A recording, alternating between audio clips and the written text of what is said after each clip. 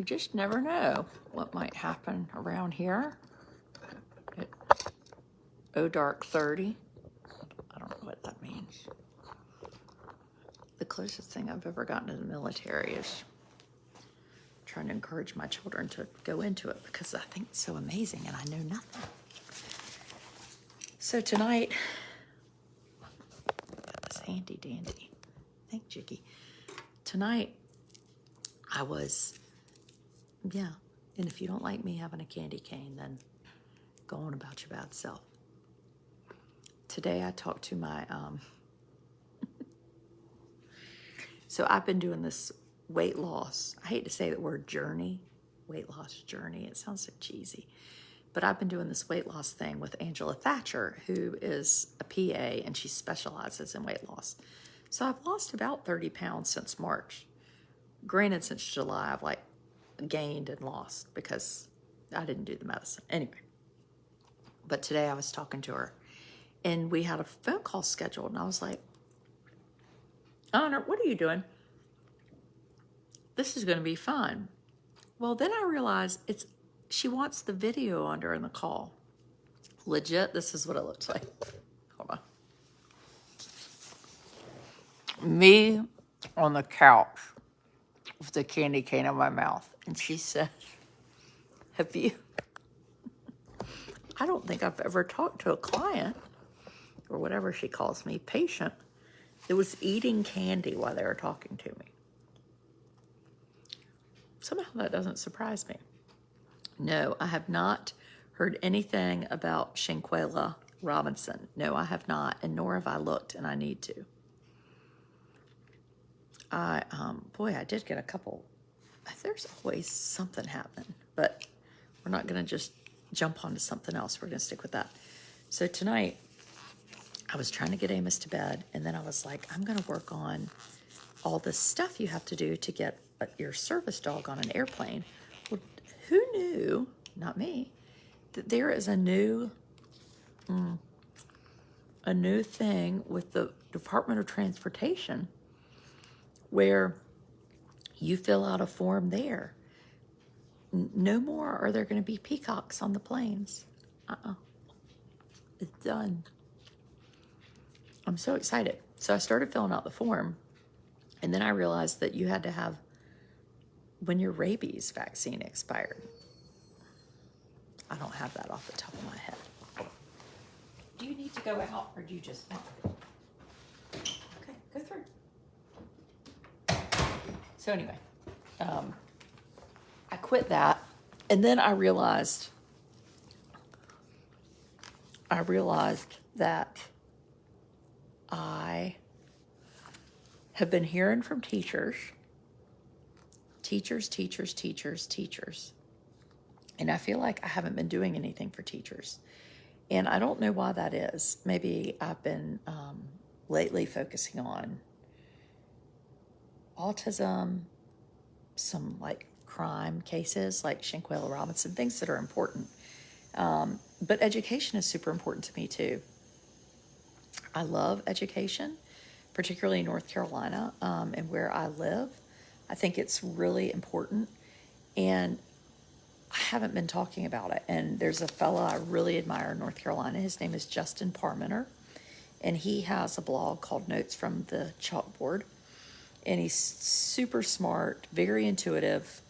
He's also a teacher in Charlotte. So anyway, I just haven't been tuning into what's been happening. Well, I have several teacher friends, and so I heard from another teacher friend today who lives in Eastern North Carolina, and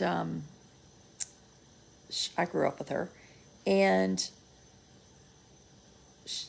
not where I live, but Eastern. And she is an amazeballs teacher. And she was like, this new plan that's happening in North Carolina is going to chase teachers out of the profession. And I was like, okay, I feel so dumb. I've been sort of half following this whole merit pay thing, but I haven't really been focusing. Thank you, Morgan. Yes, and if you're a North Carolina teacher, please raise your hand and I'll give you a shout out. Morgan, North Carolina teacher. So basically what's happening, and you might say, you know what, I'm not in North Carolina, I don't give a shit. That's fine. Here's why I think it should matter to you. One, you need to, oh, I love Stu, Kara. Yes, I mean, I know Justin and Stu. Did you know CNN has a special about Wednesday night about autism? No, I did not. I wonder if they're going to tell me anything I don't know. Kara Richardson, teacher. I knew that. Just moved to Rock Hill from Rocky Mount. Oh, I bet. I grew up in Rocky Mount. So this whole thing is to reform North Carolina's teacher licensure system. Basically, it'll include more evaluations and tie licenses directly to much higher salaries.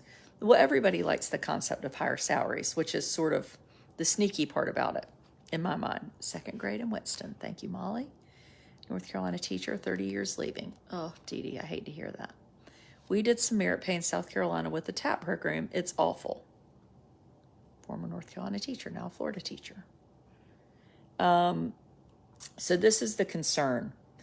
Licensure reform would mean major changes. We have 100,000 public school teachers in North Carolina. Rachel O'Kelly. We serve 1.5 million students in the state of North Carolina. And this new program would increase educator evaluations, increase observations, as well as teacher support and pay. And the whole reason behind it, which is how this is the other sneaky part. So they say you're going to get paid more, and we're going to keep teachers in the classroom. Now, the problem with this little theorem is that there's no research that shows this type of plan would work. And if anything, there's research that shows merit pay, it do not work.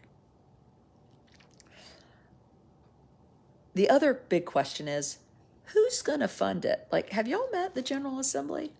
You think they're just going to suddenly pay all these teachers? I have a problem with that. Here's my big issue. Rachel O'Kelly just said it's a trash can. It's like all the teachers of the year are like, this is terrible. You know, these are not lazy teachers that don't like this. When I see teachers that have been up on a grand stage getting oohed and awed over by Mark, what's his name? We forgot him, the last superintendent. And then the current superintendent, Catherine Truitt, who gave me her cell number, I would just like to say, when she was running and wanted to eat lunch. And then I was like, you know, I'm really supporting the other candidate, but I hope it does well for you. And then I sent her a nice message when she won. Her no respond. Every once in a while I text her. She still doesn't respond. I mean, you got to move on. I moved on. Move on. But anyway, this is the question I would have if I were a North Carolina teacher. And I'm not. I just admire you all greatly. But here's what I would say to Catherine Truitt or to somebody that's super into this scenario. How is paying teachers based on test scores going to get more teachers? Particularly in places like where I live. So here's what Kim says. Kim, it's like I planned this. It awards teachers who were teaching the brightest students. Ding, ding, ding. Punishes teachers for trying to help the underprivileged students and students who struggle. I would also add to that, Kim,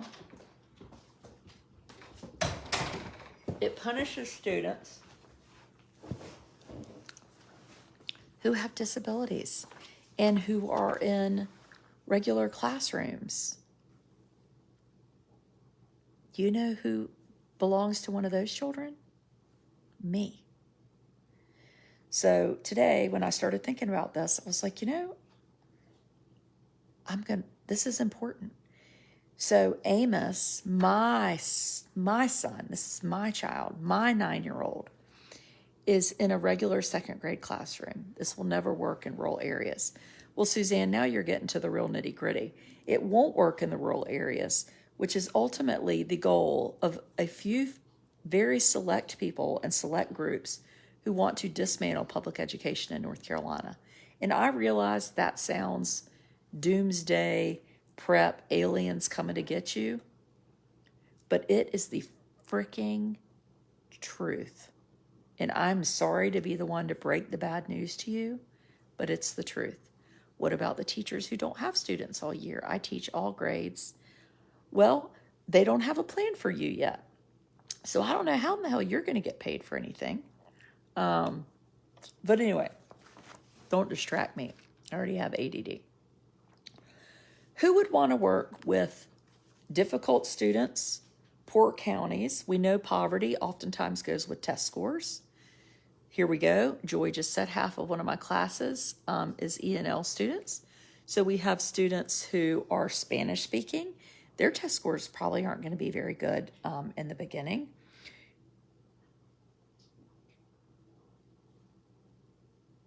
You know what's going to happen where I live? And I'll tell you what's happening. When I look at how many teachers say they're leaving next year because they're done. They were getting paid. They've never gotten paid much, but suddenly Amos is in your second grade classroom. Are you going to be,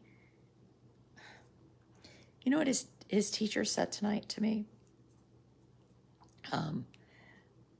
Amos did great at the movie today. He went with the exceptional children's class. So he goes to see Frozen 2. I said, hey, Lindsay, I said, Amos, how was the movie today after school? And Amos said, was it fun?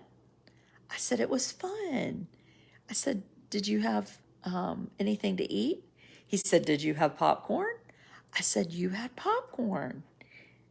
And I said, did it have mustard on it? He calls butter mustard. He said, no, just corny.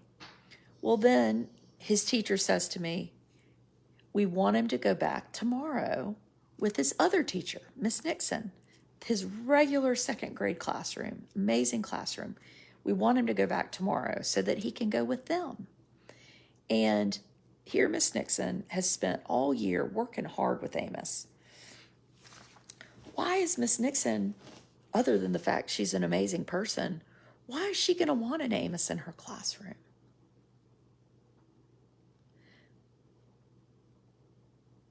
Why would she want that? Why would Amos's exceptional children's teacher want to teach exceptional children?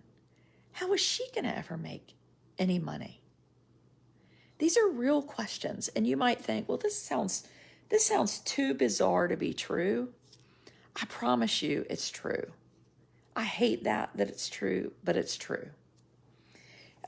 Forbes magazine had a really good article, and they used some of Justin Parmenter's thoughts in it. And here's what they said. North Carolina is considering a radical revamp of its teacher pay system. So it was approved by the State Board of Education this week or this past week. So the state board has approved this plan, even though they have no idea how the General Assembly is going to fund it. Or what if they don't fund it, but they suddenly come up with all these assessments? It's a bad plan for a variety of reasons, not the least of which is that no teacher merit pay plan has ever proven to be a definitive success. So there was this document that came out, and it was people in this group, and it was called Uplifted Coalition, and it's like Uplift Ed Coalition. A group of business and education leaders attended to drum up public support for the merit pay switch. So I've been sort of clueless. Well, what's interesting is Justin Parmenter got a ton of public documents through the document request plan because he's awesome. And so he pulls out all this interesting stuff. So here's what this Uplifted Coalition says. I mean, this is funny. I mean, it's terrible, but it's funny because it's such a fucking lie.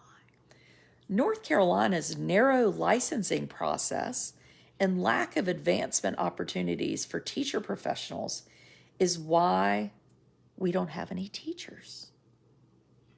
So let's listen to that again. Narrow licensing process. That basically means that the stringent licensing process in North Carolina is why we don't have any teachers.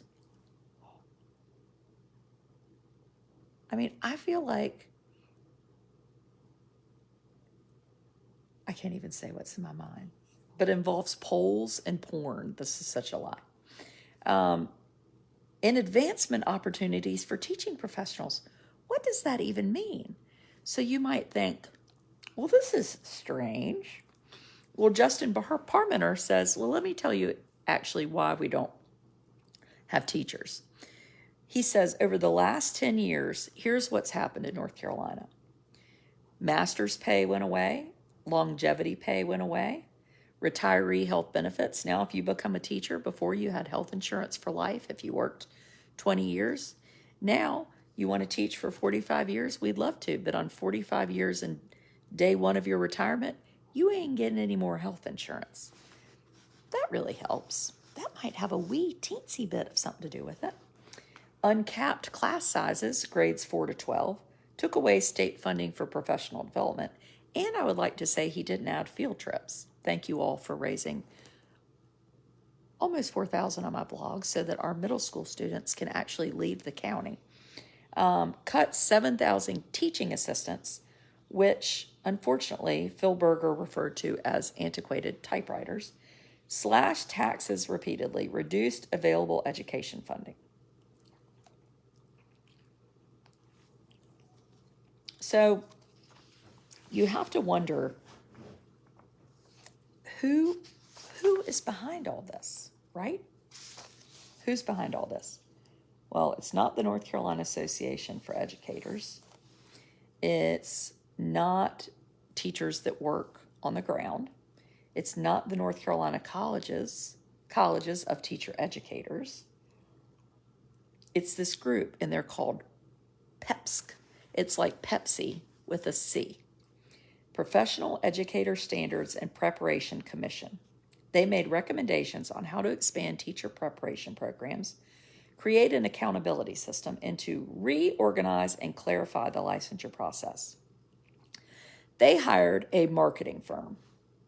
I know the people in the marketing firm. I like them and consider them friends, which makes this very difficult to me.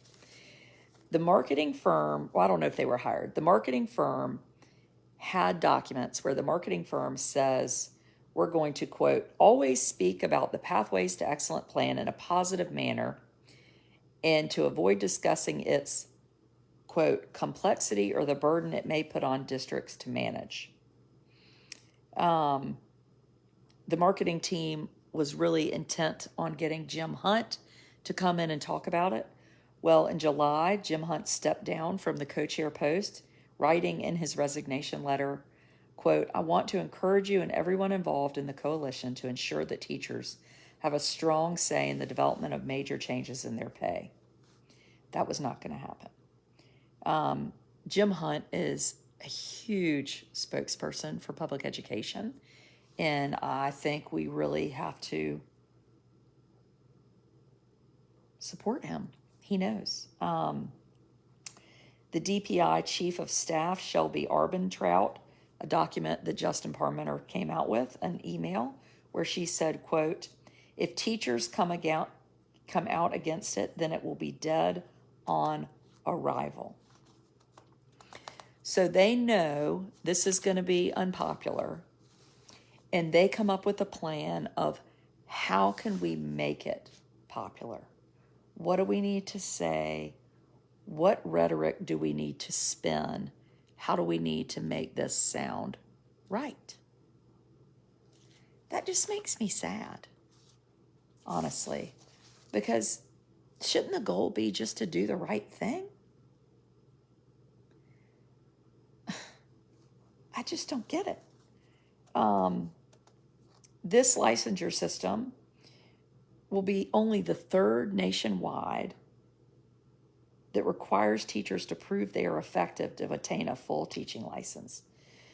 So let's go with Chowan County or place Bertie County. Poverty, low test scores, not necessarily bad teachers. What are we going to do when the teachers aren't effective based on how their students are performing? What are we going to do? And there are no teachers in Bertie County.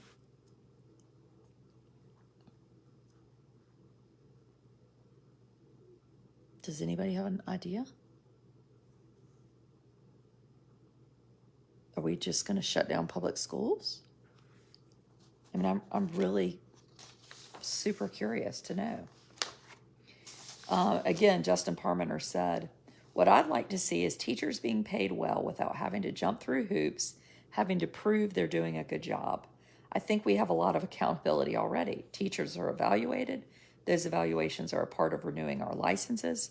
We are observed constantly by peers and administrators, and the system we have is working well. The problem is the pay is so low, the benefits are so poor, competition from the private sector is so intense, we just can't get people to want to become teachers.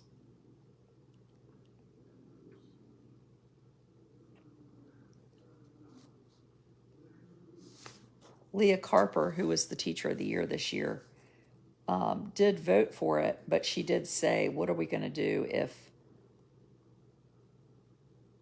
we only do a licensure overhaul and more evaluations, but no higher pay? So you got some North Carolina teachers that right now are, I'm getting ready to retire after 18 years. Let me tell you what's going to happen if your teachers all retire. Some of you might have a little bit of money. Maybe you could have your children, maybe you could get the voucher program because the General Assembly loves to expand the voucher program. Maybe you'll get a voucher and you have access to a private school. You have a little money. Maybe you'll go to a charter school that suits you. Maybe you want to go to the North Carolina Virtual Academy, which is like the lowest quality school in the state. But maybe you want to do that. Well, what's going to happen to Amos? Where's he going to go? There's nowhere else to go for him. And, I'm not against a voucher, honestly, like just written down. And I'm not against a charter school. What I'm against are when people don't have to play by the rules. So here we're doing one more thing that chases educators from public schools and puts them in charter schools and private schools. Because why would I want to teach in a traditional public school when my ass can go over to a charter school and I can do whatever the hell I want and make more money? Tax dollars. So if this is the part of me that's a Republican. I think that we should be stewards of our tax dollars. I think if our tax dollars are going somewhere, we should know where they're going. I'm not into this giving private schools money when private schools don't have to do any assessments or evaluations. It's not just in those counties. I work in a D school in Wake County, and we have fabulous teachers. We have 14 housing project. So no, Carolina Tar Heel, it's not. But I will tell you the difference about where you live versus where I live. You have a huge pool of teachers to pull from and people that want to live in Wake County. When you live where we live, we don't have that. So we have some amazing teachers who typically their families are from here. Maybe they married somebody from here. They ended up here somehow. But when everybody graduates from Carolina or state, they want to teach in Wake County. They don't want to come to Chowan County. That's our problem. That's our biggest problem. We don't have money for a private education with no IEP. No, you don't. Of course you don't. I'm a newly retired teacher from Minnesota. The mass exodus of teachers is a nationwide problem. I'd like to understand how the private charter schools are going to be funded.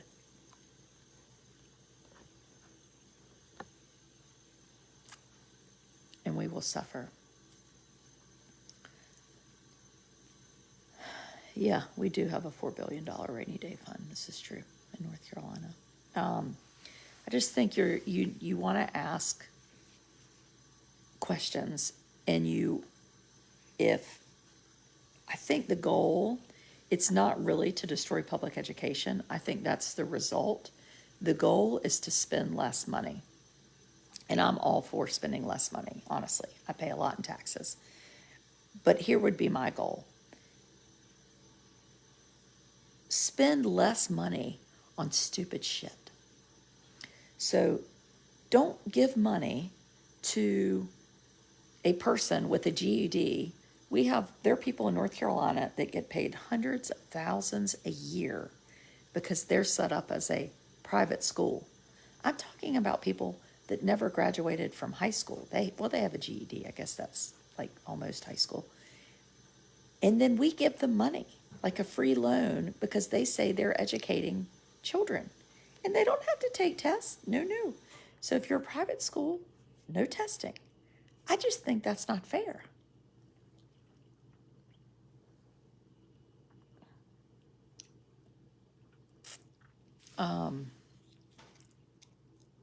Anyway, every time they come up with a new way of pay incentive, they run out of money. But we're still held to the requirements. Bing, bing, bing, bing, bing, Mary Broyles Kimbrough. You were on that. Took 24 years for our county commissioners to raise the supplement from 5.5 to 8. It'll be really interesting. Our supplement is super low in Chowan County.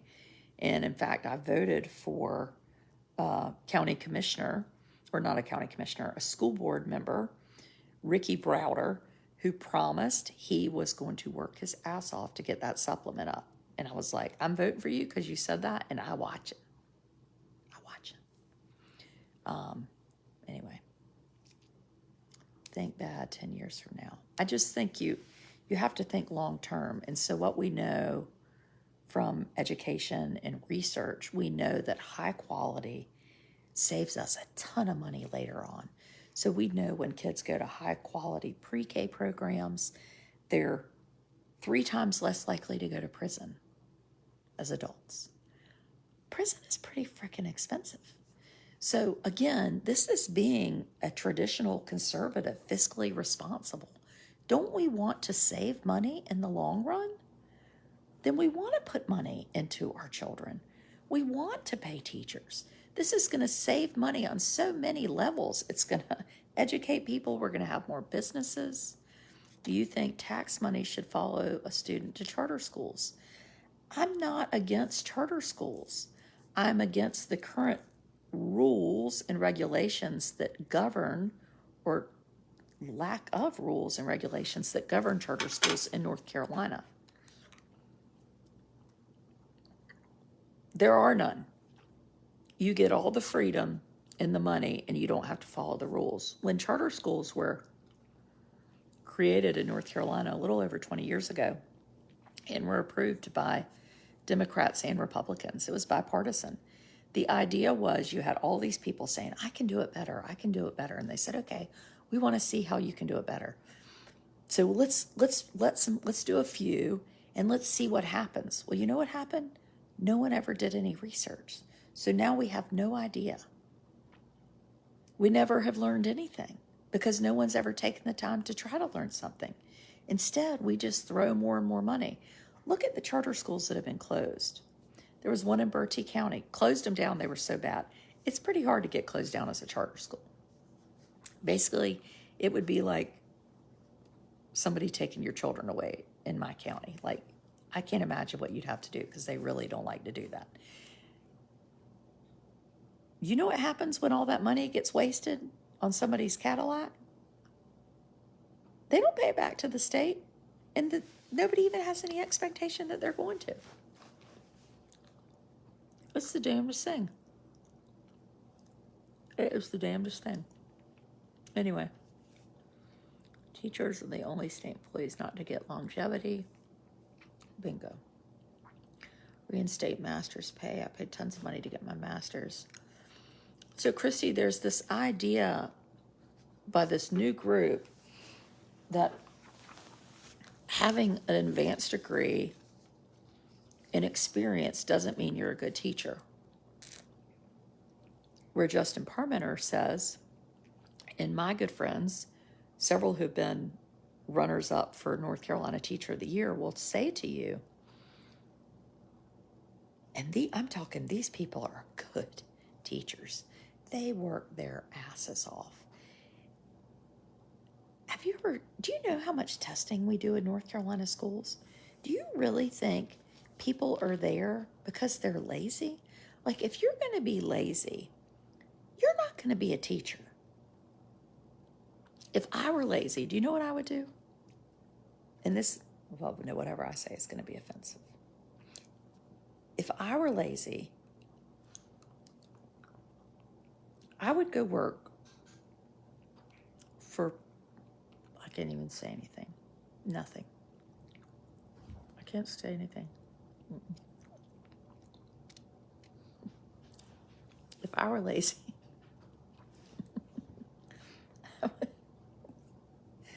might go work for the Center for Safer Schools. Oh, yeah. There are more people at DPI that aren't doing a darn thing. I mean, there are a lot that are, but y'all know who you are. There's some people there, when you call them, they're like, because of COVID, we're still not working in the office. You're like, you ain't any. I'll tell you who does work their ass off at DPI. The Office of Civil Rights and the Department for Exceptional Children. Teresa King is a compliance officer. She works her kapootie off. FYI. She does. But there are other people that do not. And we all know them. They're your friends that are like shopping all day and they're calling you. Being a teacher is the antithesis of being lazy. I would sooner be hung over with a newborn than be a teacher. You have like oodles, dozens of small children that you're in charge of. And then they're being tested. I mean, do you really think that more pressure on a teacher is going to help? It not. No. So love your teacher. And this is just a little get my feet wet post. And honestly, people don't like to hear about education. People would rather hear about, I don't know, what are all these people on TikTok doing? Dancing. Yes, lazy people in most professions. But you don't usually meet a lazy doctor. Now, people in doctors' offices can be lazy. You know, when you go in the office, there's nobody in there, but there are like 10 people working in the back, and they're all on TikTok, and they're too busy to talk to you. I don't know any of those people, but I've heard about them. Yeah.